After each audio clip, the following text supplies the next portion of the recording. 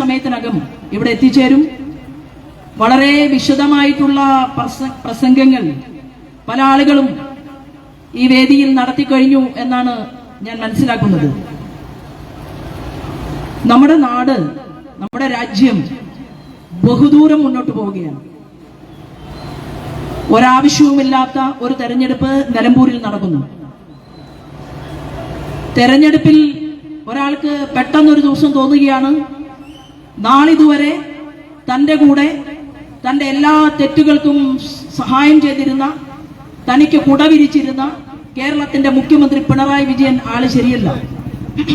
പിണറായി വിജയന്റെ കാര്യങ്ങളെല്ലാം ഇപ്പൊ നോക്കുന്നത് മാർക്സിസ്റ്റ് പാർട്ടിയുടെ നേതാക്കന്മാരല്ല, മറിച്ച് മരുമകൻ റിയാസ് ആണ് എന്ന് നിലമ്പൂരിലെ MLA അൻവർ കാക്കയ്ക്ക് തോന്നുകയാണ്. ഒരു ദിവസം അൻവർക്കയ്ക്ക് അങ്ങനെ ഒരു തോന്നലുണ്ടായി. അദ്ദേഹം രാജിക്കത്ത് സമർപ്പിച്ചു. രാജിക്കത്ത് സമർപ്പിച്ചു കഴിഞ്ഞിട്ട് പിന്നെ നമ്മൾ കണ്ടത് മുഴുവൻ മാധ്യമങ്ങളിലൂടെയുള്ള യുദ്ധമാണ്.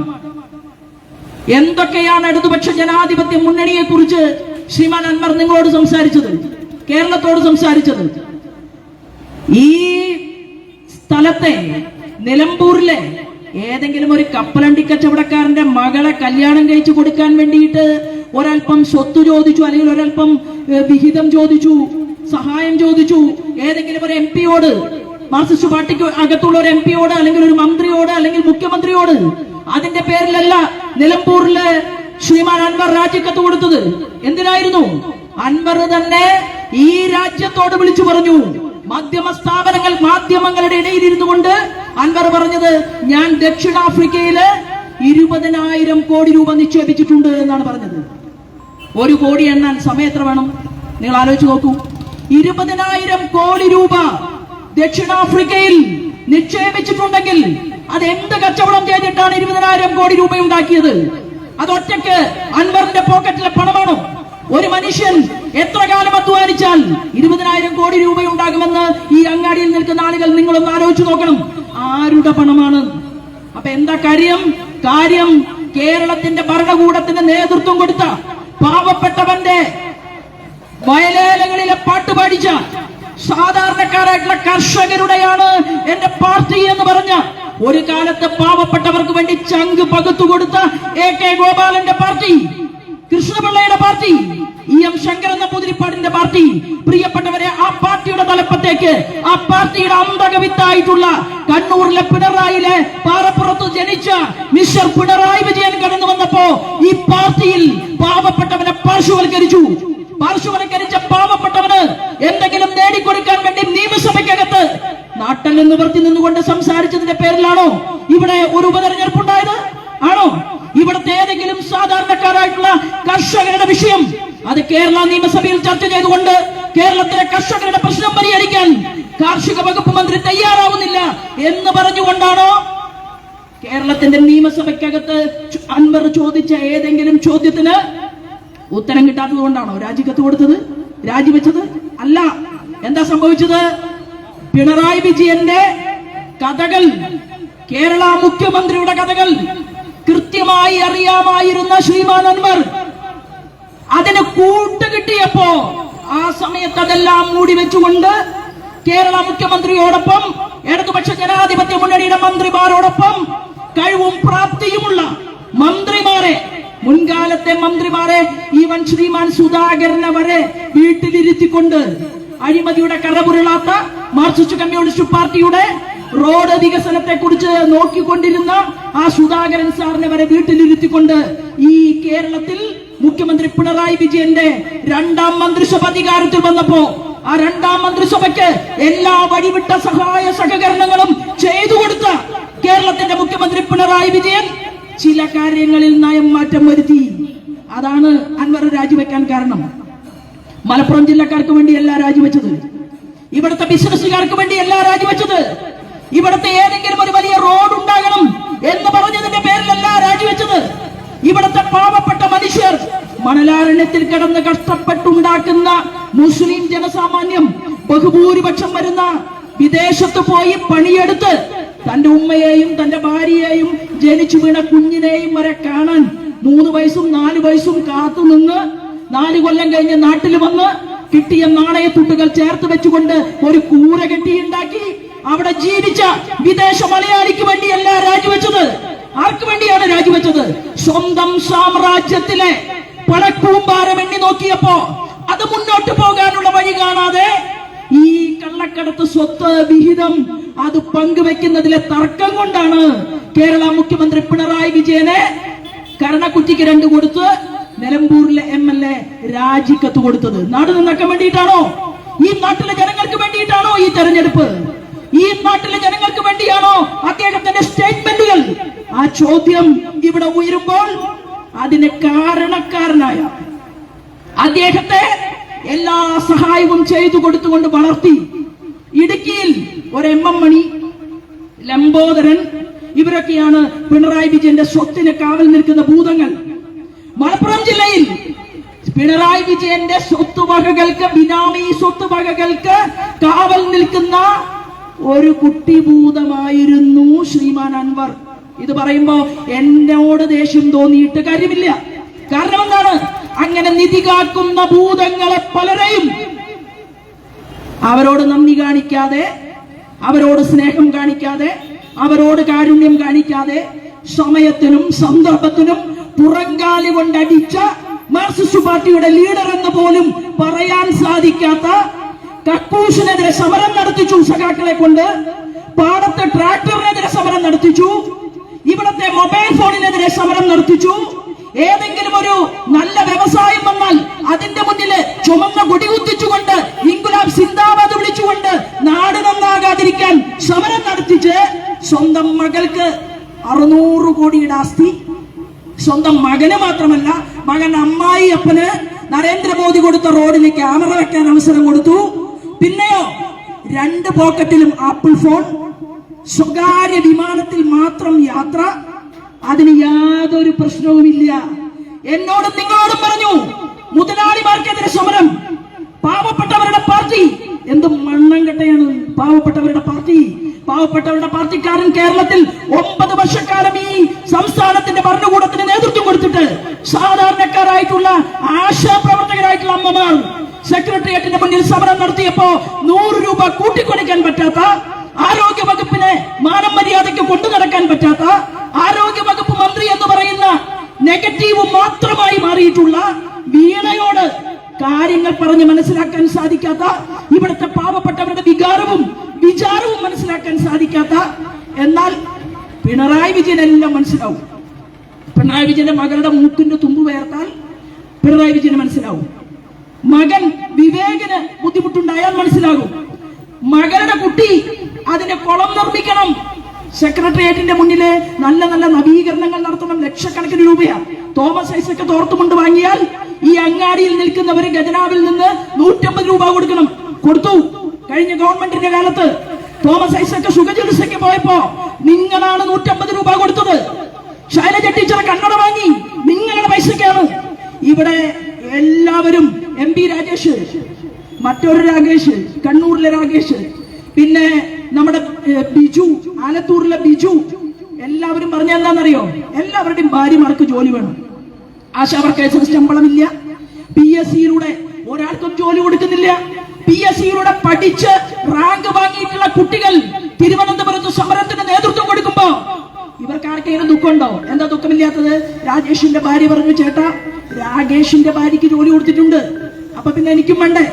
അങ്ങനെ MP രാജേഷിന്റെ ഭാര്യയ്ക്ക് ജോലി, രാകേഷിന്റെ ഭാര്യയ്ക്ക് ജോലി. അപ്പൊ ബിജു പറഞ്ഞു, ചിന്തയ്ക്ക് വാഴക്കൊല പോലും തിരിച്ചറിയാൻ സാധിക്കാത്ത ചിന്തയ്ക്ക് ഡോക്ടറേറ്റ്. അപ്പൊ ബിജു പറഞ്ഞു ബിജുവിനും വേണം ഒരു ഡോക്ടറേറ്റ്. അപ്പൊ ബിജുവിന് കെമിസ്ട്രിയിൽ ഒരു ഡോക്ടറേറ്റ്. എന്താ കാരണം? കരുവന്നൂരിലെ സഹകരണ സംഘ തട്ടിപ്പുമായി ബന്ധപ്പെട്ടുകൊണ്ട് പാർട്ടിയെ രക്ഷിക്കാൻ മൊഴി മാറ്റിക്കൊടുത്ത ബിജുവിന് അർഹമായ അംഗീകാരം ബിജുവിന് ഡോക്ടറേറ്റ് കൊടുത്തു. പിന്നെ ഹൈന്ദവ ആരാധനാക്രമങ്ങളെ മുഴുവൻ തെരുവിൽ തെറി പറഞ്ഞ സ്വരാജിന് അങ്ങനെ നിലമ്പൂരിൽ ഒരു മത്സരിക്കാനുള്ള ഒരു ചാൻസ്. പിന്നെയോ എല്ലാ മാർക്സിസ്റ്റ് പാർട്ടിയുടെ നേതാക്കന്മാരുടെയും കുടുംബാംഗങ്ങൾ, ഭാര്യമാർ, മക്കൾ എല്ലാവർക്കും ജോലി. PSCയിലെ മെമ്പർമാർക്ക് ശമ്പള വർധന, ഗവർണറുടെ ശമ്പളത്തെക്കാൾ മുന്തിയ ശമ്പളം PSC ചെയർമാന് കൊടുത്തു. ഈ കേരളത്തിന്റെ മുഖ്യമന്ത്രി പിണറായി വിജയന്റെ നേതൃത്വത്തിൽ എന്തെങ്കിലും ചോദ്യം ചെയ്തതിന്റെ പേരിലാണോ ഈ ഉപതെരഞ്ഞെടുപ്പ്? അല്ല, ഇതൊന്നും ചോദ്യം ചെയ്തതിന്റെ പേരിലല്ല ഈ ഉപതെരഞ്ഞെടുപ്പ് പൊട്ടിപ്പുറപ്പെട്ടിട്ടുള്ളത്. ഈ ഉപതെരഞ്ഞെടുപ്പ് എന്ന് പറയുന്നത് നിങ്ങളുടെ MLA പിണറായി വിജയന്റെ സ്വത്തിന് കാവൽ നിൽക്കുമ്പോൾ അർഹമായ അംഗീകാരം കൊടുക്കാതെ, വേണ്ട രീതിയിൽ അദ്ദേഹത്തെ മൈൻഡ് ചെയ്യാതെ റിയാസ് വീട്ടിലെ ജോലിക്കാരനെ പോലെ പെരുമാറിയത് കൊണ്ടുണ്ടായ നിലമ്പൂരിലെ ഉപതെരഞ്ഞെടുപ്പിൽ എന്തിനാണ് ഇടതുപക്ഷ ജനാധിപത്യ മുന്നണിക്ക് നിങ്ങൾ വോട്ട് കൊടുക്കുന്നത്? ആരാ ഉണ്ടാക്കിയത് തെരഞ്ഞെടുപ്പ്? ഇപ്പൊ എന്താ സ്ഥിതി? രാജിവെച്ചയാള് UDF-നെ സ്വീകരിക്കാൻ പോയി, UDF-ന് ചേക്കേറാൻ പോയി. BD സതീശന്റെ പരിപാടി എന്താ? BD സതീശന്റെ പരിപാടി എന്ന് പറയുന്നത് രമേശ് ചെന്നിത്തലയെ രക്ഷിക്കലല്ല, കോൺഗ്രസിലെ ഇപ്പൊ KPCCയുടെ അധ്യക്ഷനെ സഹായിക്കലല്ല. ശ്രീമാൻ BD സതീശൻ പിണറായി വിജയന്റെ മുത്താണ്. കേരള നിയമസഭയിൽ പിണറായി വിജയനെ രക്ഷിക്കാനുള്ള സർവത്ര പദ്ധതികളും പരിപാടികളുമായിട്ടാണ് കോൺഗ്രസിന്റെ ലീഡർ BD സതീശൻ മുന്നോട്ട് പോകുന്നത്. അതുകൊണ്ടാണ് ഇവിടുത്തെ അൻവർ പറഞ്ഞ കാര്യങ്ങളിൽ ചെവി കൊടുക്കാതെ BD സതീശൻ അൻവറിനെ ഇവിടെ മറ്റൊരു സ്ഥാനാർത്ഥിയാക്കി മാറ്റാനുള്ള സാഹചര്യം ചെയ്തു കൊടുത്തുകൊണ്ട് BD സതീശൻ കോൺഗ്രസിന്റെ നെഗറ്റീവ് ചിന്തകനായിട്ട് ഇവിടെ മാറിയിരിക്കുകയാണ്.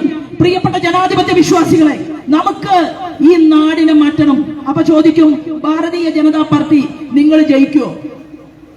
നമ്മളിങ്ങനെ കുറേശ്ശെ പ്രവർത്തിച്ചിട്ടാണ്. 20 കൊല്ലം മുമ്പ് ഞാൻ ഈ അങ്ങാടിയിൽ പ്രസംഗിക്കാൻ വന്നിട്ടുണ്ട്. 20 വർഷം മുമ്പ്. ഒരുപക്ഷെ ഇവിടെ ഇരിക്കുന്ന നാരായണ മാസ്റ്റർക്ക് ഓർമ്മയുണ്ടാവും. 20 വർഷം മുമ്പ് ഈ അങ്ങാടിയിൽ പ്രസംഗിക്കുമ്പോ ഭാരതീയ ജനതാ പാർട്ടിക്ക് 4 പ്രവർത്തകന്മാര് തികച്ച് ഞങ്ങൾക്ക് നേതാക്കന്മാരായിട്ടുള്ള ആളുകളെ എണ്ണിയെടുക്കാനില്ലാത്ത ഗ്രാമങ്ങൾ ഇവിടെ ഉണ്ടായിരുന്നു.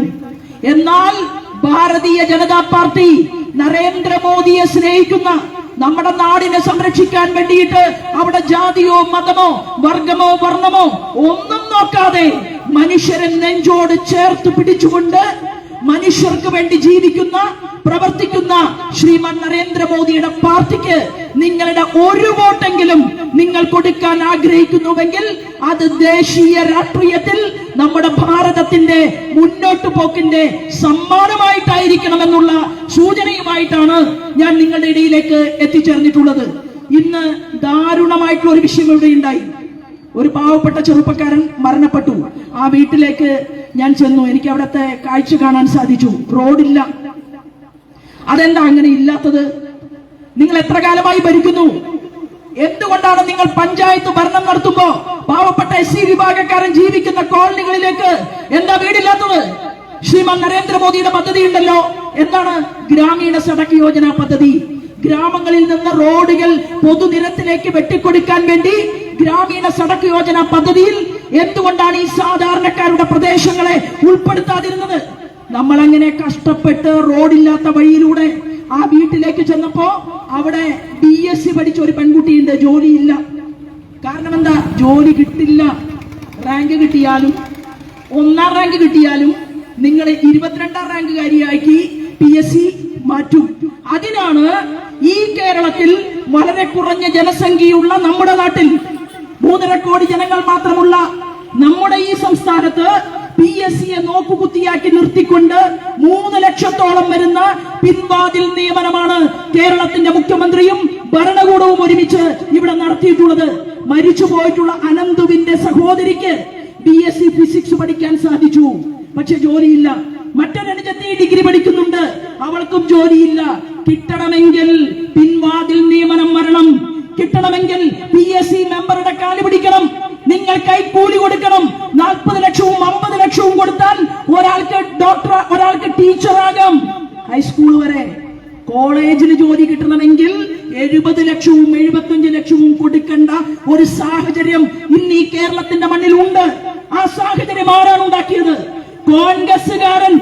ഇന്ത്യ ഭരിച്ചിട്ട് നമ്മുടെ നാടിനെ സംരക്ഷിക്കാൻ സാധിക്കാതെ ആ കോൺഗ്രസ് രാജ്യത്തെ 60 കൊല്ലം ഭരിച്ചു കഴിഞ്ഞതിന് ശേഷം ലോകത്തിന്റെ മുന്നിൽ നമ്മൾ എന്തെങ്കിലും തരണേ എന്ന് ചോദിച്ചു നിൽക്കുന്ന ദരിദ്ര നാരായണന്മാരുടെ നാടായിരുന്നു ഭാരതം.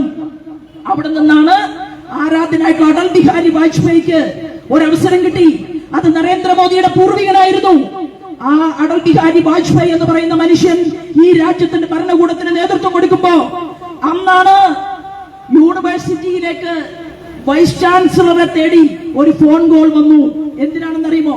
RSSകാരനായിട്ടുള്ള അടൽ ബിഹാരി വാജ്പേയി രാജ്യം ഭരിക്കുമ്പോ രാഷ്ട്രപതിയായിട്ട് നമ്മുടെ ഡോക്ടർ അബ്ദുൽ കലാം എന്ന് പറയുന്ന മുസൽമാനെ ഈ രാജ്യത്തെ സംരക്ഷിക്കാൻ രാഷ്ട്രപതിയായി വേണം എന്ന് പറഞ്ഞുകൊണ്ട് അദ്ദേഹത്തിന്റെ യൂണിവേഴ്സിറ്റിയിലേക്ക് വൈസ് ചാൻസലറുടെ അരികിലേക്ക് ഫോൺ കോൾ വന്നു അടൽ ബിഹാരി വാജ്പേയിയുടെ. നിങ്ങൾ പറഞ്ഞില്ലേ RSS മുസ്ലിമിനെതിരാണ്, RSS ക്രിസ്ത്യാനിക്കെതിരാണ് എന്നെല്ലാം പറഞ്ഞ് ഞങ്ങളെ വെല്ലുവിളിച്ചുവെങ്കിൽ ആ രാഷ്ട്രീയ സ്വയം സേവക സംഘത്തിലൂടെ വളർന്നു വന്ന അടൽ ബിഹാരി വാജ്പേയി രാജ്യത്തിന്റെ പ്രധാനമന്ത്രിയായി മുന്നോട്ട് പോകുന്ന സമയത്ത് പ്രിയപ്പെട്ടവരെ, ഇവിടെ ഡോക്ടർ അബ്ദുൽ കലാം എന്ന് പറയുന്ന മുസൽമാൻ ഈ രാജ്യത്തിന്റെ രാഷ്ട്രപതി പദവിയിലേക്ക് കടന്നു വന്നു. ആ മുസൽമാൻ അന്വേഷിച്ചു കോൾ വന്നു, രാഷ്ട്രപതിയായി. അതിനുശേഷം നമ്മുടെ നാട് എല്ലാവർക്കും സർവശിക്ഷ അഭിയാൻ, കോളനികളിലെ കുട്ടികൾക്ക് പഠിക്കാൻ ആഗ്രഹമുണ്ടെങ്കിൽ ഏകാധ്യാപക പാഠശാല, സർവശിക്ഷ അഭിയാൻ എന്ന് പറഞ്ഞാൽ ഗവൺമെന്റ് സ്കൂളുകളുടെ ചുമരിന് മുകളിൽ ഒരു നല്ല പെൻസിൽ വരച്ചു വെച്ചിട്ടുണ്ടാകും. അത് വാജ്പേയിയുടെ പദ്ധതിയാണ്. കുടുംബശ്രീ പദ്ധതി അത് വാജ്പേയിയുടെ പദ്ധതിയാണ്. കേരളത്തിലെ 146 പദ്ധതികൾ ഈ നാട്ടിലെ പാവപ്പെട്ടവർക്കും അതുപോലെ തന്നെ വ്യവസായം നടത്തുന്നവർക്കും പുരോഗമനവാദികൾക്കും എല്ലാവർക്കും ചേർന്നുകൊണ്ട് 140-ലധികം വരുന്ന പദ്ധതികൾ ആരാധനായിട്ടുള്ള നരേന്ദ്രമോദിജിയുടെ പൂർവികനായിട്ടുള്ള അടൽ ബിഹാരി വാജ്പേയി ഒരുക്കി കൊടുത്തുവെങ്കിൽ പ്രിയപ്പെട്ടവരെ, ആരാധനായിട്ടുള്ള നമ്മുടെ സ്ഥാനാർത്ഥി ഈ വേദിയിലേക്ക് കടന്നു വന്നിരിക്കുകയാണ്. പ്രകൃതിയും അനുഗ്രഹിക്കുമെന്ന് മഴയാണ്. ഒന്ന് രണ്ട് കാര്യങ്ങൾ കൂടി സൂചിപ്പിച്ചുകൊണ്ട് അദ്ദേഹം എത്തിച്ചേർന്ന സാഹചര്യത്തിൽ ഞാൻ എന്റെ വാക്കുകൾ നിർത്താൻ ആഗ്രഹിക്കുകയാണ്. ഞാൻ പറഞ്ഞു വന്നത്, ആ അടൽ ബിഹാരി വാജ്പേയി ഈ രാജ്യത്തിന്റെ പ്രധാനമന്ത്രിയായി അന്ന് ഇവിടുത്തെ മുസ്ലിം ന്യൂനപക്ഷത്തെ ഭയപ്പെടുത്താൻ ശ്രമിച്ചു. മുസ്ലിം ന്യൂനപക്ഷത്തിന് ഒരു ബുദ്ധിമുട്ടും ഉണ്ടായില്ല. നമ്മൾ ഈ നാട്ടിൽ ഹിന്ദുവും മുസൽമാനും ക്രിസ്ത്യാനിയും തോളോട് തോൾ ചേർന്ന് നിന്നുകൊണ്ട് നമ്മൾ ജീവിച്ചു, നമ്മൾ മുന്നോട്ട് പോയി. അമേരിക്കയുടെ ഉപരോധത്തെ വരെ ആരാധനായ അടൽ ബിഹാരി വാജ്പേയി കൈകാര്യം ചെയ്തു. അന്ന് ഡോക്ടർ അബ്ദുൽ കലാം പറഞ്ഞു അമേരിക്കയോട്, നമ്മുടെ അടൽ ബിഹാരി വാജ്പേയി പറഞ്ഞു എന്താണെന്നറിയുമോ? നമ്മുടെ നാടിൽ പൊക്രാനിൽ ഒരാണവ വിസ്ഫോടനം നമ്മൾ നടത്തും. എന്തിനു വേണ്ടിയിട്ടാണ് ആണവ വിസ്ഫോടനം നടത്തുന്നത്? നമ്മുടെ രാജ്യം ആണവ ശക്തി രാഷ്ട്രമായിട്ട് മാറാൻ വേണ്ടിയിട്ടാണ്. ആ വിസ്ഫോടനം നടത്തുമ്പോ ഡോക്ടർ അബ്ദുൽ കലാം എന്ന് പറയുന്ന ശാസ്ത്രജ്ഞൻ അദ്ദേഹത്തിന്റെ കൂടെ നിന്നുകൊണ്ട്, ഒരുമിച്ച് നിന്നുകൊണ്ട് ഈ നാടിനെ മുന്നോട്ട് കൊണ്ടുപോയി.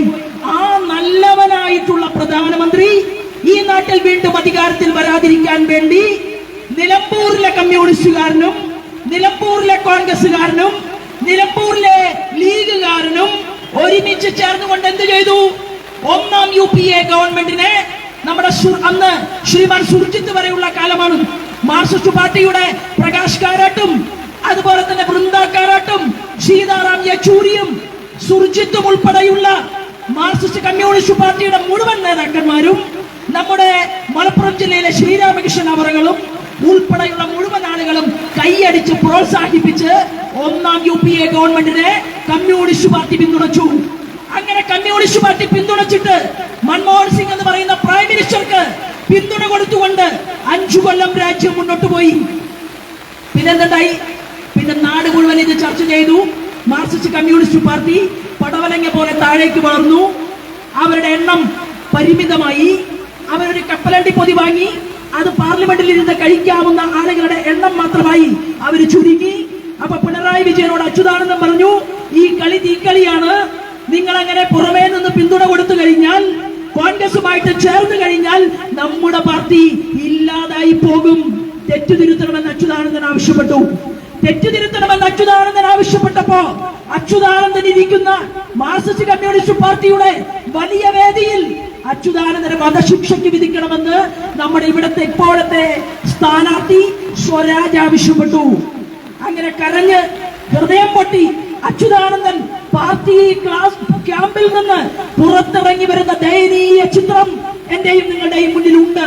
ഞാൻ പറഞ്ഞു വന്നത്, കോൺഗ്രസുമായിട്ട് ചേർന്നാൽ മാർക്സിസ്റ്റ് കമ്മ്യൂണിസ്റ്റ് പാർട്ടിക്ക് അന്ത്യമായിരിക്കും സംഭവിക്കുക എന്ന് പറഞ്ഞ അച്യുതാനന്ദന്റെ വാക്കുകളെ ഉൾക്കൊള്ളാതെ ഈ കേരളത്തിലെ മാർക്സിസ്റ്റ് പാർട്ടി രഹസ്യമായും പരസ്യമായും ബന്ധവുമുണ്ടാക്കി 5 കൊല്ലം ഭരണം കഴിഞ്ഞപ്പോ തോന്നി എന്നാ പിന്നെ പിന്തുണ പിൻവലിക്കാം. അങ്ങനെ പിന്തുണ പിൻവലിച്ചു. എന്നാലോ ഈ കോയമ്പത്തൂര് പാലക്കാട് കഴിഞ്ഞാൽ സ്നേഹം, മംഗലാപുരത്തെത്തിയാൽ സ്നേഹം, ഡൽഹിയിലെത്തിയാൽ സ്നേഹം. ഭാരതീയ ജനതാ പാർട്ടിയുടെ ഞാൻ ഉൾപ്പെടെയുള്ളവർ കഴിഞ്ഞ തെരഞ്ഞെടുപ്പിൽ 2ാം സ്ഥാനത്ത്, അസംബ്ലിയിൽ 7 പേർ. എങ്ങനെ പരാജയപ്പെട്ടു? എങ്ങനെ നിയമസഭയുടെ അകത്ത് കടക്കാൻ പറ്റാതായി? കോൺഗ്രസും മാർക്സിസ്റ്റ് പാർട്ടിയും ഒരുമിച്ച് ചേർന്നുകൊണ്ട് പറഞ്ഞു അങ്ങനെ ഇപ്പോ ശോഭ ജയിച്ച് നിയമസഭയിൽ പോകണ്ട, കുറച്ച് വോട്ട് മറച്ചു കൊടുത്തു. സുരേന്ദ്രനെ തോൽപ്പിച്ചു, കുമ്മനം രാജശേഖരനെ തോൽപ്പിച്ചു, ഒ രാജഗോപാലനെ വരെ ഒരു ഘട്ടത്തിൽ തോൽപ്പിച്ചു. കഴിഞ്ഞ തെരഞ്ഞെടുപ്പിൽ 2ാം സ്ഥാനം, അതിന്റെ തൊട്ടു മുമ്പും 2ാം സ്ഥാനം. ഭാരതീയ ജനതാ പാർട്ടിയുടെ നേതൃനിരയിൽ പ്രവർത്തിക്കുന്നവർ കേരള നിയമസഭയ്ക്കകത്ത് വരാതിരിക്കാൻ വേണ്ടി തന്ത്രപൂർവം അവിശുദ്ധ സഖ്യമുണ്ടാക്കിക്കൊണ്ട് ഞങ്ങൾ 7 പേരെ പുറത്തിരുത്തി. എന്താ ഉണ്ടായത്? സ്വർണ്ണക്കടത്തിന് നേതൃത്വം കൊടുത്തു, മാഫിയകൾക്ക് നേതൃത്വം കൊടുത്തു. ഇന്ന് 7ാം ക്ലാസ്സിലും 8ാം ക്ലാസ്സിലും പഠിക്കുന്ന, അവിടെ ജാതിയില്ല, മതവുമില്ല, ഒന്നുമില്ല. മുസ്ലിം പെൺകുട്ടിയാകട്ടെ, ഹിന്ദുവാകട്ടെ, ക്രിസ്ത്യനാകട്ടെ, നമ്മുടെ മക്കൾ ലഹരിക്കടത്തുകാരാക്കി മാറ്റി. നമ്മുടെ നാട്ടിലെ പോലീസ് അധികാരികളിൽ ചിലർ ഇവിടുത്തെ മാഫിയകൾക്ക്, ലഹരി മരുന്ന് മാഫിയകൾക്ക് കാവൽ നിൽക്കുന്നു. MDA പോലുള്ള, അതിന്റെ പേര് പോലും പറയാൻ കിട്ടില്ല, MDMA പോലുള്ള സ്റ്റിക്കറാണ് അത്ര മയക്കുമരുന്ന്. അങ്ങനെയുള്ള മാരകമായിട്ടുള്ള ലഹരി വസ്തുക്കൾ പുസ്തകത്തിനിടയിലും ചോറ്റുപാത്രം കൊണ്ടുപോകുന്ന ചോറ്റുപാത്രത്തിനിടയിൽ ബാഗിലുമൊക്കെ വെച്ച് കുട്ടികൾ ക്ലാസ് മുറികളിലേക്ക് പോകുന്ന നാടാക്കി ഈ കേരളത്തെ മാറ്റി. എവിടെ വേണമെങ്കിലും ലഹരിയുടെ സാന്നിധ്യം കാണുകയാണ്. എവിടെ നിന്നും കോടിക്കണക്കിന് രൂപയുടെ ലഹരി മരുന്നുകൾ നമ്മുടെ കേരളത്തിലേക്ക് വരുന്നു, ഒരുത്തനെയും പിടിക്കുന്നില്ല. അങ്ങനെയുള്ള ഒരു നാട്ടിൽ പ്രിയപ്പെട്ടവരെ, BJPയുടെ ഒരു 7 പേർ ഞങ്ങൾ നിയമസഭയ്ക്കകത്തുണ്ടായിരുന്നുവെങ്കിൽ ഈ അഡ്ജസ്റ്റ്മെന്റ് രാഷ്ട്രീയമുണ്ടല്ലോ, പിണറായി വിജയന്റെയും VD സതീശന്റെയും അഡ്ജസ്റ്റ്മെന്റ് രാഷ്ട്രീയത്തെ തുറന്നെതിർക്കാൻ സാധിക്കുമായിരുന്നു. ജനങ്ങൾക്ക് വേണ്ടി ചോദ്യങ്ങൾ ചോദിക്കാൻ സാധിക്കുമായിരുന്നു. എന്നാൽ ആ സാഹചര്യത്തെ ഇല്ലായ്മ ചെയ്തുകൊണ്ട് ഓരോ തെരഞ്ഞെടുപ്പിലും അവിശുദ്ധ രാഷ്ട്രീയ സഖ്യമുണ്ടാക്കിക്കൊണ്ട് ഇവിടെ മാർക്സിസ്റ്റ് പാർട്ടിയും കോൺഗ്രസും മുന്നോട്ട് പോകുമ്പോ, പ്രിയപ്പെട്ടവരെ, എന്തുകൊണ്ട് നരേന്ദ്രമോദി വിശ്വസിക്കുന്ന ഭാരതീയ ജനതാ പാർട്ടിയെ തൊട്ടറിഞ്ഞുകൂടാ എന്നുള്ള ചോദ്യം ചോദിക്കാനാണ് എന്റെ ജനാധിപത്യ വിശ്വാസികളുടെ മുന്നിൽ ഞാനിവിടെ നിൽക്കുന്നത്. പ്രിയപ്പെട്ടവരെ, ഇവിടെ ഇന്ന് കോൺഗ്രസിന്റെ ഒരു വലിയ നേതാവിന്റെ സ്റ്റേറ്റ്മെന്റ് അത് കാണാനിടയായി. ആ കുട്ടി മരിച്ചപ്പോ അതില് ചില ആളുകൾ പറഞ്ഞു, എന്താണെന്നറിയുമോ, അത് കേന്ദ്രം ഭരിക്കുന്ന ആളുകളുടെ കുഴപ്പമാണ്. അപ്പൊ കേന്ദ്രം ഭരിക്കുന്ന ആളുകളുടെ കുഴപ്പം കൊണ്ടാണ് ഈ നിയമം ഈ രീതിയിലായത്. അപ്പൊ ഇന്ന് രാവിലെ കേന്ദ്ര പരിസ്ഥിതി വകുപ്പ് മന്ത്രി ഭൂപേന്ദ്ര യാദവ്ജി, അദ്ദേഹത്തിന്റെ ഒരു പത്രസമ്മേളനം നടന്നു. ആ പത്രസമ്മേളനത്തിൽ പത്രക്കാർ ചോദ്യം ചോദിച്ചു. ആ ചോദിച്ച ചോദ്യത്തിന് അദ്ദേഹം കൊടുത്ത മറുപടിയിൽ ചില കാര്യങ്ങൾ ഞാൻ നിങ്ങളുടെ മുന്നിൽ പറയാം. മുഖ്യമന്ത്രി പിണറായി വിജയന് 4 പ്ലാവ് നടാൻ അറിവുള്ള ഒരു 4 മാവിന്റെ തൈയിൽ കണ്ടാൽ അതെന്താണ് എന്ന് പറയാൻ സാധിക്കുന്ന ഒരാളെ ഈ വകുപ്പിന്റെ ചുമതല കൊടുക്കണം.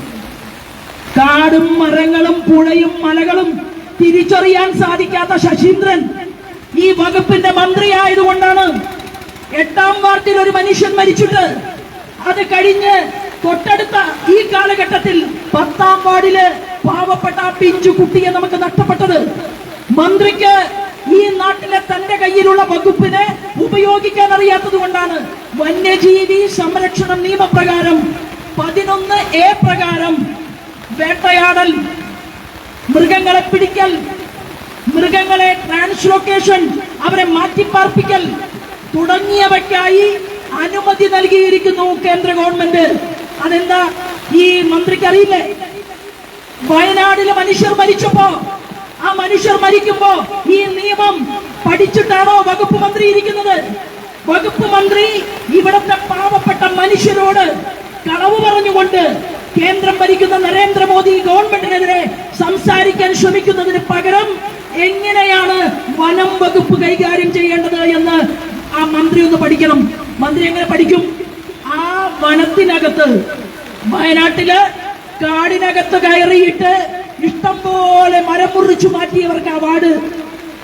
മരം മുറിച്ചുവെന്ന് രേഖപ്പെടുത്തിയിട്ടുള്ള നമ്മുടെ ഒരു മുസ്ലിം സഹോദരൻ, ഉന്നതനായിട്ടുള്ള ഒരു ഉദ്യോഗസ്ഥനുണ്ടായിരുന്നു വയനാട് ഘാട്ടില്. ആ മനുഷ്യനെ ഇപ്പോ പെട്ടെന്നൊരു ട്രാൻസ്ഫർ, അദ്ദേഹത്തെ സ്ഥലം മാറ്റി. അപ്പം നല്ലത് ചെയ്തവരെ സ്ഥലം മാറ്റുക, പീഡിപ്പിക്കുക, തെറ്റ് ചെയ്തവർക്ക് താമ്രപത്രം കൊടുക്കുക, അങ്ങനെയുള്ള കാര്യങ്ങൾ ചെയ്യുന്ന ഈ വകുപ്പ് മന്ത്രി കാരണമാണ് വീണ്ടും ഒരു മരണം ഇവിടെ ഉണ്ടായിട്ടുള്ളത്. കേന്ദ്രം പറഞ്ഞിട്ടുണ്ട് വന്യജീവി സംഘർഷ നിയന്ത്രണത്തിന് കേന്ദ്ര സർക്കാരിന്റെ അനുമതിയുടെ ആവശ്യമേ ഇല്ല. ഷെഡ്യൂൾ 2-ൽ പട്ടികപ്പെടുത്തിയിരിക്കുന്ന വന്യജീവികൾക്ക് കേസുകളിൽ സംസ്ഥാന സർക്കാർ, വൈൽഡ് ലൈഫ് വാർഡൻ അല്ലെങ്കിൽ അധികാരപ്പെട്ട മറ്റു ഉദ്യോഗസ്ഥന്മാർ സംസ്ഥാന സർക്കാരിന്റെ ഏതെങ്കിലും വകുപ്പിലെ മനുഷ്യന് ഭീഷണിയായിട്ടുള്ള വന്യമൃഗങ്ങളെ വേട്ടയാടാൻ അനുമതി നൽകാൻ അധികാരമുണ്ട്. ഇത് കേന്ദ്രമന്ത്രി ഡൽഹിയിൽ പത്രസമ്മേളനം നടത്തി പറഞ്ഞതാണ്. പത്രക്കാര് ചോദ്യത്തിന്റെ മറുപടിയായിട്ട്, ചോദിച്ച ചോദ്യങ്ങളുടെ മറുപടിയായിട്ട് അദ്ദേഹം പറഞ്ഞതാണ്. ഇത് എന്തുകൊണ്ടാണ് സംസ്ഥാന ഗവൺമെന്റ് നടപ്പിലാക്കാത്തത്? അതല്ലേ ചോദ്യം? ആ ചോദ്യമല്ലേ നിയമസഭയിൽ ശ്രീമാൻ വി ഡി സതീശൻ ചോദിക്കേണ്ടത്? ആ ചോദ്യമല്ലേ വയനാടിൽ എന്റെയും നിങ്ങളുടെയും സഹോദരൻ വന്യജീവി ആക്രമണത്തിൽ മരണപ്പെട്ടപ്പോ എണീറ്റ് നിന്നുകൊണ്ട് ചോദിക്കണ്ടേ? വനാവകാശ നിയമത്തിൽ കേന്ദ്രം കൊടുത്തിട്ടുള്ള ഇളവുകൾ ഉപയോഗിച്ചുകൊണ്ട് എന്തേ കേരളത്തിലെ കർഷകന്മാരെ സംരക്ഷിക്കാൻ, മനുഷ്യരെ സംരക്ഷിക്കാൻ സാധിക്കാത്തത് എന്ന ചോദ്യം നിയമസഭയിൽ ചോദിക്കാൻ തന്റെ ഇടമില്ലാത്തതും സാധിക്കാത്തത് കൊണ്ടുമാണ് പ്രിയപ്പെട്ടവരെ ഇന്ന് വകുപ്പ് മന്ത്രിക്ക് ഇത്രയും കാര്യങ്ങൾ പത്രസമ്മേളനം നടത്തി ഡൽഹിയിൽ പറയേണ്ടി വന്നത്. ഞാൻ എന്റെ കൂടുതൽ വാക്കുകളിലേക്ക് കടക്കുന്നില്ല. എന്റെ വാക്കുകൾ കേൾക്കുന്നതിൽ എന്റെ സഹോദരന്മാരോട് എനിക്ക് സന്തോഷമുണ്ട്. അതിലുപരി എന്റെ പ്രിയപ്പെട്ട ഈ ഇരിക്കുന്ന സുഹൃത്തുണ്ടല്ലോ, മാർക്സിസ്റ്റ് പാർട്ടിയിൽ നിന്ന് BJPയിലേക്ക് വന്ന ആളാണ്. നല്ല കൊടിവെച്ച കാലുണ്ടായിരുന്നു. ജില്ലാ പഞ്ചായത്ത് മെമ്പറായിരുന്നു ബിപിൻ സി ബാബു. ആ ജില്ലാ പഞ്ചായത്ത് മെമ്പറുടെ കാറിൽ യാത്ര ചെയ്തുകൊണ്ടിരുന്ന, കൊടിവെച്ച കാറിൽ മുന്നോട്ട് പോയിക്കൊണ്ടിരുന്ന ആ ബിപിൻ സി ബാബു ആലപ്പുഴയില് എന്റെ തെരഞ്ഞെടുപ്പിന് മുൻപ് വന്നിരുന്നുവെങ്കിൽ കായംകുളം ഒന്ന് ഇളകി മറിയുമായിരുന്നു. പക്ഷെ തെരഞ്ഞെടുപ്പിന് ശേഷമാണ് ഭാരതീയ ജനതാ പാർട്ടിയിലേക്ക് കിട്ടിയത്. മാർക്സിസ്റ്റ് പാർട്ടിയുടെ സംസ്ഥാന സെക്രട്ടറി ഗോവിന്ദൻ മാഷ് ആലപ്പുഴയിൽ വന്നിട്ട് പറഞ്ഞു, എന്താണെന്ന് അറിയുമോ, ഞങ്ങളെ കളപറയ്ക്കാൻ തീരുമാനിച്ചിട്ടുണ്ട്. എന്താണ്? മാർക്സിസ്റ്റ് പാർട്ടിയിലെ കളകളുണ്ട്. സുധാകരൻ സാറിനെയാണ് സൂചിപ്പിച്ചത്. കളകൾ പറക്കാൻ ഞങ്ങൾ തീരുമാനിച്ചിട്ടുണ്ട്. നിങ്ങൾ കണ്ടിട്ടുണ്ടാകും ലൂസിഫർ എന്ന് പറയുന്ന ഒരു സിനിമ. ആ സിനിമയില് നമ്മുടെ മോഹൻലാലിന്റെ ഷട്ടില് ചോര. 2 മാധ്യമ പ്രവർത്തകർ ഒരുമിച്ചിരിക്കുന്ന ഹാളിൽ പെട്ടെന്ന് മോഹൻലാലിനെ കാണുമ്പോ ഷട്ടില് മുഴുവൻ ചോര. അപ്പോ മാധ്യമ പ്രവർത്തകർ പറയുകയാണ്, സർ ഷട്ടിൽ ചോര. അപ്പൊ മോഹൻലാൽ പറയാണ്, കഥാപാത്രം ലൂസിഫർ, എന്താണെന്ന് അറിയുമോ, കർഷകനല്ലേ മാഡം, കളവറയ്ക്കാൻ പോയതാണ് എന്ന് പറയുന്ന ഒരു ഭാഗമുണ്ട്. അതായത് കൊല്ലാൻ പോയതാണ് എന്നർത്ഥം. ആലപ്പുഴ ജില്ലയിലെ മാർക്സിസ്റ്റ് പാർട്ടിയിൽ നിന്ന് ഭാരതീയ ജനതാ പാർട്ടിയിലേക്ക് വോട്ടൊഴുകി എന്നതിന്റെ പേരിൽ ഗോവിന്ദൻ മാഷ് ആലപ്പുഴയിലെ കളപറക്കാൻ തീരുമാനിച്ചപ്പോ എന്റെ ഒരു ചെറിയ പ്രസംഗമുണ്ടായി. ഞാൻ ആ പ്രസംഗത്തിൽ പറഞ്ഞു, എന്റെ ശരീരത്തിൽ ശ്വാസമുള്ളിടത്തോളം ഒരാളുടെ കളപറക്കാനും ഗോവിന്ദൻ മാഷ് അനുവദിക്കില്ല എന്ന് തീരുമാനമെടുത്തുകൊണ്ടാണ് പ്രിയപ്പെട്ടവരെ അവിടെ ധാരാളം നല്ല ആളുകൾ ഭാരതീയ ജനതാ പാർട്ടിയിലേക്ക് വരികയാണ്. കരിവള്ളൂർ അവരുടെ സമരഭൂമിയാണ്. വയലാർ അവരുടെ സമരഭൂമിയാണ്. നിങ്ങൾക്കറിയുമോ, പുന്നപ്ര അവരുടെ സമരഭൂമിയാണ്. പുന്നപ്രയിൽ ഭാരതീയ ജനതാ പാർട്ടിയുടെ നിങ്ങളുടെ സഹോദരിയായിട്ടുള്ള ഞാൻ 1-ാം സ്ഥാനത്ത്. അരിവാൾ ചുറ്റികയിൽ വോട്ട് ചെയ്തിരുന്നവർ മുഴുവൻ താമരയിൽ വോട്ട് കുത്തിയിട്ട് നമ്മൾ 1-ാം സ്ഥാനം നേടി. 1.5 ലക്ഷം വോട്ടിൽ നിന്ന് 3 ലക്ഷം വോട്ടിലേക്ക് അവിടുത്തെ കമ്മ്യൂണിസ്റ്റുകാരും കോൺഗ്രസുകാരും നമുക്ക് വോട്ട് നൽകി. എന്തുകൊണ്ട്? ശോഭാ സുരേന്ദ്രനെ കണ്ടിട്ടല്ല, നരേന്ദ്രമോദിയെ കണ്ടിട്ടാണ്.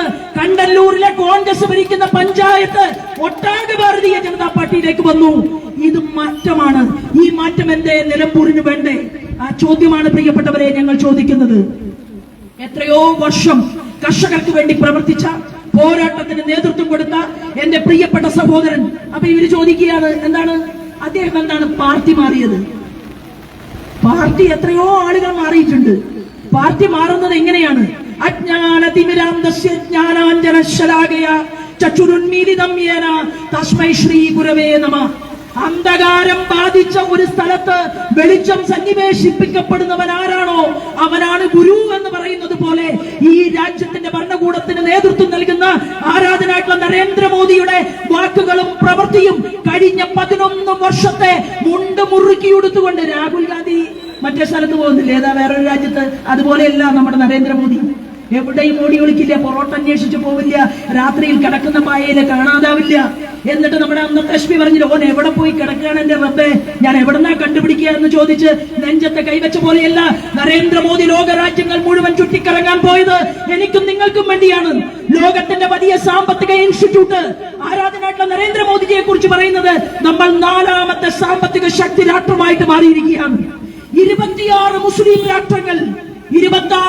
രാഷ്ട്രങ്ങൾ എണീറ്റ് നിന്നുകൊണ്ട് നരേന്ദ്രമോദിയുടെ കൈ പിടിച്ച് മുത്തം കൊടുക്കുകയും അദ്ദേഹവുമായിട്ട് ആശയവിനിമയം നടത്തുകയും ചെയ്യുന്ന ഏറ്റവും വലിയ ബഹുമതികൾ നരേന്ദ്രമോദിക്ക് കൈമാറിയിട്ടുള്ള അങ്ങനെയുള്ള ഒരു പ്രൈം മിനിസ്റ്ററാണ് പ്രിയപ്പെട്ടവരെ നമ്മുടെ നരേന്ദ്രമോദി. ആ നരേന്ദ്രമോദിയെ കുറിച്ച് പറഞ്ഞു, എന്താണ് പൗരത്വ നിയമം വന്നു, ഈ അങ്ങാടിയിലെ കടകളെല്ലാം അടപ്പിച്ചു. പൗരത്വ നിയമം വന്നപ്പോ അറിവില്ലാത്ത പാവപ്പെട്ട മുസ്ലിം താത്തമാരോട് പറഞ്ഞു, എന്താണ് നിങ്ങളെയൊക്കെ പുറത്താക്കാൻ പോവുകയാണ് RSSകാരൻ നരേന്ദ്രമോദി. വല്ല കുഴപ്പമുണ്ടായോ? ഒരു കുഴപ്പവുമില്ല. കാരണം പൗരത്വ നിയമം എന്ന് പറയുന്നത് നമ്മുടെ നാട്ടിൽ ജീവിക്കുന്നവന്റെ ആധാർ കാർഡ് പരിശോധിക്കുന്ന ഒരു നിയമം മാത്രമാണ്. നിങ്ങൾ ഈ നാട്ടുകാരനാണോ അതോ 3 വയസ്സുള്ള പെൺകുട്ടിയെ പെരുമ്പാവൂരില് ബലാത്സംഗം ചെയ്ത് കൊല്ലാൻ വേണ്ടിയിട്ട് ബംഗ്ലാദേശിൽ നിന്ന് വന്ന് താമസിച്ചവരാണോ? ആ ചോദ്യമാണ് ചോദിച്ചത്. ആ പൗരത്വ നിയമത്തിനെതിരെ മനുഷ്യരുടെ മനസ്സിലേക്ക് തീക്കനൽ കോരിയിട്ടുകൊണ്ട് നരേന്ദ്രമോദിക്കെതിരെ യുദ്ധപ്രഖ്യാപനം. എന്നാൽ ലോകത്ത് ജപ്പാനെ പിന്തള്ളിക്കൊണ്ട് നമ്മുടെ ഭാരതാംബ തല ഉയർത്തിപ്പിടിച്ചു നിൽക്കുകയാണ്. മുസൽമാന്റെ ഇന്ത്യ, ക്രിസ്ത്യാനിയുടെ ഇന്ത്യ, ഹിന്ദുവിന്റെ ഇന്ത്യ, ജാതിയില്ല, മതമില്ല, വർഗമില്ല, വർണ്ണമില്ല. അദ്ദേഹം പറഞ്ഞു, എന്റെ ഭരണഘടന എന്ന് പറയുന്നത് എന്താണ്? എന്റെ ഭരണഘടന എന്ന് പറയുന്നത് മതമല്ല, എന്റെ ഭരണഘടന എന്ന് പറയുന്നത് എന്റെ രാജ്യത്തെ മുഴുവൻ മനുഷ്യർക്കും വേണ്ടി പ്രവർത്തിക്കാനുള്ള ആഗ്രഹമാണ്, ആവേശമാണ് എന്ന് പറഞ്ഞ ആ നരേന്ദ്രമോദിയുടെ നമ്മുടെ രാജ്യത്ത് നിലമ്പൂരിലും മലപ്പുറം ജില്ലയിലും പ്രിയപ്പെട്ട ജനാധിപത്യ വിശ്വാസികളെ ഇന്ന് നമ്മൾ കാണാൻ പോകുന്നത് വലിയ മുന്നേറ്റമാണ്. വെള്ളവും വെളിച്ചവും റോഡും തോടും വീടും പദ്ധതികൾ ഞാൻ പറയുന്നില്ല, വിദ്യാഭ്യാസവും ശുചിമുറിയും ചികിത്സയും മരുന്നെന്ന് പറഞ്ഞാൽ ആ മരുന്നെന്ന് പറയുന്നത് 5 ലക്ഷം രൂപയുടെ സൗജന്യ ഇൻഷുറൻസ് ആണ്. അവിടെ വരുമാനം നോക്കുന്നില്ല. എല്ലാ വീട്ടിലെയും 70 വയസ്സ് കഴിഞ്ഞ മനുഷ്യർക്ക് 5 ലക്ഷം രൂപയുടെ ഇൻഷുറൻസ് കൊടുക്കുന്ന ഒരു പദ്ധതി. ചികിത്സ എന്ന് പറഞ്ഞാൽ ആ ചികിത്സ സൗജന്യമായിട്ട് നരേന്ദ്രമോദി പറയുകയാണ് കൊടുക്കണം. റെയിൽ എന്ന് പറഞ്ഞാൽ നിലമ്പൂരിൽ നിന്ന് നഞ്ചൻകോടിലേക്ക് 5.6 കോടി രൂപ കിട്ടിക്കഴിഞ്ഞു. അതിന്റെ പ്രവർത്തനങ്ങൾക്ക് താളപ്പിഴയുണ്ടെങ്കിൽ അതിന് ജനങ്ങൾ പ്രതികരിക്കണം, അതിന് ജനങ്ങൾ സമരത്തിന് പോകണം. പ്രിയപ്പെട്ടവരെ നോക്കൂ, നിലമ്പൂർ റെയിൽവേ ലൈനിന്റെ ഇലക്ട്രിഫിക്കേഷൻ നടക്കുകയാണ്. ഇലക്ട്രിക് സബ് പാലക്കാട് കോഴിക്കോടിലെ ആ ഗ്രീൻഫീൽഡ് ഹൈവേയുടെ പണി പൂർത്തിയാക്കുന്നതിനിടയിൽ നമ്മൾ കണ്ടു ദേശീയ പാത അതോറിറ്റിയുടെ ആളുകളുടെ വിട്ടുവീഴ്ച കൊണ്ടും ഈ കരാർ സബ് ടെൻഡറായി എടുത്തിട്ടുള്ള കരാറുകാരന്റെ അഹങ്കാരം കൊണ്ടുമാണ് കേരളത്തിലെ റോഡ് തകർന്നു പോയത്. എടുത്തവന്റെ പേര് ഞങ്ങൾ പ്രഖ്യാപിക്കും. അവനെ കരിമ്പട്ടികയിൽപ്പെടുത്താനുള്ള തന്റെ ഇടമുള്ള മനുഷ്യനാണ് ശ്രീമാൻ നിതിൻ ഗഡ്കരി. ചർച്ച നടത്തി കഴിഞ്ഞു. ET മുഹമ്മദ് ബഷീർ അവിടെ കാണാൻ പോയപ്പോ നിങ്ങൾ ലീഗാണ് കാണില്ല എന്നല്ല നിതിൻ ഗഡ്കരി പറഞ്ഞത്. നിതിൻ ഗഡ്കരി പറഞ്ഞു പരിഹാരമുണ്ടാകും. ഞങ്ങൾ കത്തയച്ചു, മറുപടി വന്നു, പരിഹാരമുണ്ടാകും. 272 ഞാൻ പറയുകയാണ്, NH66 ആ NH66 പോലും രാജ്യത്ത് തലങ്ങും വിലങ്ങും പോകുമ്പോ കേരളത്തിലെ റോഡില് കുഴിയുണ്ടായാൽ കേരളത്തിലെ ദേശീയ പാത മര്യാദയ്ക്ക് പണിയാൻ സാധിക്കാത്ത ഒരു കോൺട്രാക്ടറെയും റോഡിൽ ഇറങ്ങി നടക്കാൻ BJP അനുവദിക്കില്ല എന്ന് പ്രഖ്യാപിച്ചുകൊണ്ട് സമര പോരാട്ടങ്ങൾക്ക് ഞങ്ങൾ നേതൃത്വം കൊടുക്കും. അതിനുള്ള തന്റെ ഇടം ഞങ്ങൾക്കുണ്ട്. കത്തയക്കേണ്ട സമയത്ത് ഞങ്ങൾ അയക്കും. ഇവിടെ തുവൂരുമായി ബന്ധപ്പെട്ടുകൊണ്ട് കുറച്ച് മുസ്ലിം സുഹൃത്തുക്കൾ എന്നെ കാണാൻ വന്നു. അവരുടെ പരാതി കൃത്യമായിട്ട് ഞാൻ കൊടുത്തു. ആ പരാതി നിതിൻ ഗഡ്കരി പഠിച്ചു. അപ്പൊ വേറൊരു MP പോയി കണ്ടു, ഫോട്ടോ എടുത്ത് പോസ്റ്റ് ഇട്ടു. ഞാൻ പോസ്റ്റ് ഇട്ടില്ല. എന്താ കാരണം? ഞാൻ MP അല്ല, എനിക്ക് ഒപ്പിടാനുള്ള പേരെയും തന്നിട്ടില്ല. 9 തെരഞ്ഞെടുപ്പിൽ മത്സരിച്ചു, പക്ഷെ ജനങ്ങൾ വോട്ട് കൂട്ടി തരുന്നുണ്ട്. ഒപ്പിടാനുള്ള പേര് നിങ്ങൾ കൊടുത്താൽ, അതാണ് ഞാൻ പറഞ്ഞു വരുന്നത്, നിലമ്പൂരിൽ ഒപ്പിടാനുള്ള ഒരു പേര് ഞങ്ങളുടെ പ്രിയപ്പെട്ട വക്കീലിന് നിങ്ങൾ കൊടുത്താൽ ഓരോ BJPയുടെ വോട്ടും അനുഭാവികളുടെ വോട്ടും നരേന്ദ്രമോദിയെ കുറിച്ച് ചിന്തിക്കുക. നിങ്ങൾ പോളിംഗ് ബൂത്തിൽ പോകുമ്പോ താമര ചിഹ്നത്തിൽ വോട്ട് നൽകിക്കൊണ്ട് ഇദ്ദേഹത്തെ വിജയിപ്പിക്കണമെന്ന് അഭ്യർത്ഥിക്കാൻ വേണ്ടിയിട്ടാണ് ഞാൻ ഇവിടെ എത്തിച്ചേർന്നിട്ടുള്ളത്. മറ്റു കാര്യങ്ങളിലേക്കൊന്നും കടക്കുന്നില്ല. കാശ്മീരിലെ വലിയ ഒരു റെയിൽവേ ലൈൻ ഉദ്ഘാടനം, അവിടെയും റോഡ് പണിയുന്നുണ്ട്, കുന്നും പുറത്തും റോഡ് പണിയുന്നുണ്ട്. എല്ലാ സംസ്ഥാനങ്ങളിലും 12 മണിക്കൂർ കൊണ്ട് എത്തേണ്ട സ്ഥലത്ത് 4.5 മണിക്കൂർ കൊണ്ട് ഡൽഹിയിൽ നിന്ന് റോഡ് പണിയുന്നു. 8.5 മണിക്കൂർ കൊണ്ട് റോഡിൽ എത്തേണ്ട സ്ഥലത്ത് 2.25 മണിക്കൂർ കൊണ്ട് മനുഷ്യർ റോഡ് പണിഞ്ഞ് നന്നായി നടക്കുമ്പോ കേരളത്തിൽ മാനം മര്യാദയ്ക്ക് റോഡ് പണിയിപ്പിക്കാൻ പറ്റുമോ എന്ന് തീരുമാനമെടുക്കാൻ ഞങ്ങൾക്ക് സാധിക്കും എന്ന് സൂചന നൽകിക്കൊണ്ട് എന്താ കുറ്റം പറയാത്തത്? ആരാ സബ് ടെൻഡർ കൊടുത്തത്? റിയാസിന് പങ്കുണ്ട്. അതുകൊണ്ടാണ് പത്രസമ്മേളനത്തിൽ സബ് ടെൻഡർ എടുത്ത ആളുകളെ കുറിച്ച് പറയാത്തത്. ആരാ മണ്ണ് കൊടുത്തത്, ആരാ കല്ല് കൊടുത്തത്, ആരാ പടിഞ്ഞത്? NHAയുടെ ഉദ്യോഗസ്ഥരെ സ്ഥലം മാറ്റണം ഞങ്ങൾ ആവശ്യപ്പെട്ടു. ദേശീയ തലത്തിൽ പ്രവർത്തിക്കുന്ന ആളാണോ എന്ന് കരുതിയിട്ട് തെറ്റ് ചെയ്തവരെ കസേരയിൽ ഇരുത്താൻ സാധ്യമല്ല. പ്രിയപ്പെട്ട ജനാധിപത്യ വിശ്വാസികളെ, നിലമ്പൂരിൽ നമുക്കൊരു മാറ്റമുണ്ടാക്കണം. ആ മാറ്റമുണ്ടാക്കാൻ വേണ്ടിയിട്ട് എന്റെ സഹപ്രവർത്തകനായിട്ടുള്ള പ്രിയപ്പെട്ട എന്റെ സഹോദരന് അദ്ദേഹത്തിന്റെ വാക്കുകൾ ശ്രവിക്കാൻ നിങ്ങൾ തയ്യാറാകണമെന്ന് അപേക്ഷിച്ചുകൊണ്ട് മറ്റു രാഷ്ട്രീയ കാര്യങ്ങൾ പിന്നീട് ഒരു അവസരത്തിൽ സമ്മതിക്കാമെന്ന് പറഞ്ഞ് ഞാൻ എന്റെ വാക്കുകൾക്ക് വേണ്ടി നിങ്ങളുടെ സമയം നൽകിയതിന് ഹൃദയപൂർവ്വം നന്ദി അറിയിച്ചുകൊണ്ട് നമുക്ക് വലിയ ഒരു മാറ്റം അത് ഈ ഭാരതത്തിൽ ആകമാനം നടക്കുകയാണ്. അതിന്റെ എല്ലാ സന്തോഷങ്ങളും എല്ലാ മനുഷ്യരിലേക്കും എത്തും. 300 പദ്ധതികൾ മോദിജി ആവിഷ്കരിച്ചിട്ടുണ്ട്. അതെല്ലാം നിലമ്പൂരിൽ കൊണ്ടുവരാനും സ്വരാജ് ജയിച്ച് അവിടെ പോയാൽ എന്തെങ്കിലും ചോദ്യം പിണറായി വിജയനോട് ചോദിക്കാൻ പറ്റുമോ? ഇല്ല. പിന്നെ UDF പോകേണ്ട കാര്യമില്ല. VD സതീശന്റെ ഇടയ്ക്കിടയ്ക്ക് ബോൺവിറ്റ കൊടുക്കാൻ വേണ്ടി അവിടെ സ്ഥിരമായിട്ടുണ്ട്. അപ്പൊ ഒരു മാറ്റത്തിന് വേണ്ടി ഈ നിയമസഭയിൽ ചർച്ച ചെയ്യാൻ, കാര്യങ്ങൾ പറയാൻ പ്രിയപ്പെട്ട സുഹൃത്തിന് ഒരു അനുവാദം കൊടുക്കണമെന്ന് അപേക്ഷിച്ചുകൊണ്ട് എന്നെ കേട്ടതിനും കണ്ടതിനും ഇവിടെ റംല സ്വീകരണം നൽകിയതിനും ഹൃദയപൂർവ്വം നന്ദി അറിയിച്ചുകൊണ്ട് ഞാൻ എന്റെ കൊച്ചുവാക്കുകൾ നിർത്തുന്നു. വന്ദേ മാതരം.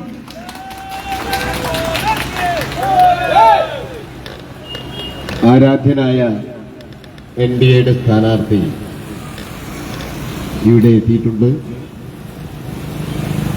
മണ്ണിനോട് മല്ലടിക്കുന്ന മലയോര കർഷകന്റെ പ്രതിനിധിയായ അഡ്വക്കേറ്റ് മോഹൻ ജോർജിനെ ഷാൾ അണിയിക്കുന്നതിന് വേണ്ടി കേരളത്തിലെ സമുന്നത നേതാവായ ശ്രീമതി ശോഭാ സുരേന്ദ്രനെ സാദരം ക്ഷണിച്ചുകൊള്ളുന്നു.